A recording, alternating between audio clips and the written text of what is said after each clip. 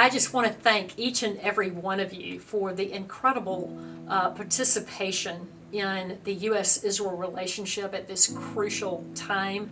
I know that so many of you are not just following us and our news and updates, but really following the news coming out of Israel on a daily basis. And as you're watching, this war has not come to an end, and there's no real end in sight. And so thinking that maybe this was going to last a month or two, we're now almost a year later at October 7th. And I just wanted to give you just a brief update on what USIEA is doing.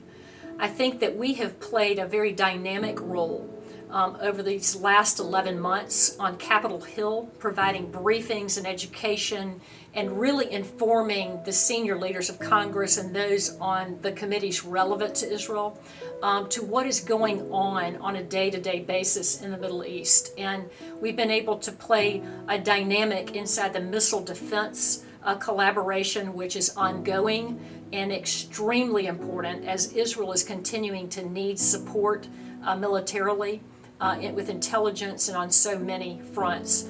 As you know, Congress plays that iconic role that nobody else plays, not the White House, not the State Department. It is the Congress that is really carrying the leadership role in the most real sense. And so that is where our efforts are a lot of the time. I wanted just to mention that we have participated in what is called the Aegis Fund, and we're working with Senator Lindsey Graham and Democrat leader Brad Schneider in the House toward the understanding of how to look at Gaza post-war. It's a huge concern of the United States. It's a national security issue for the United States as well as for Israel to figure out what is it going to look like at the end of all of this. We have taken a narrow sliver of that called the Alternate Gazan Education System Fund and have brought it to the attention of Congress that there needs to be another route, pulling resources out of the UN and away from the UN to control the education and de-radicalization of Gaza. It is going to take a robust effort from a number of nations like Saudi Arabia and the UAE, who have taken great strides over the last 20 years to de-radicalize their education system, to pull the anti-Semitism out, anti-Zionism out, and to create a friendlier education process for their nations.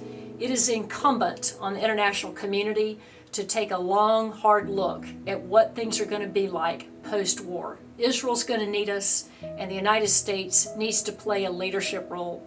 We are introducing all of this to Congress right now, a way forward to bring about a better end for not just this war, but also a future for the Palestinian people as well as the Israelis.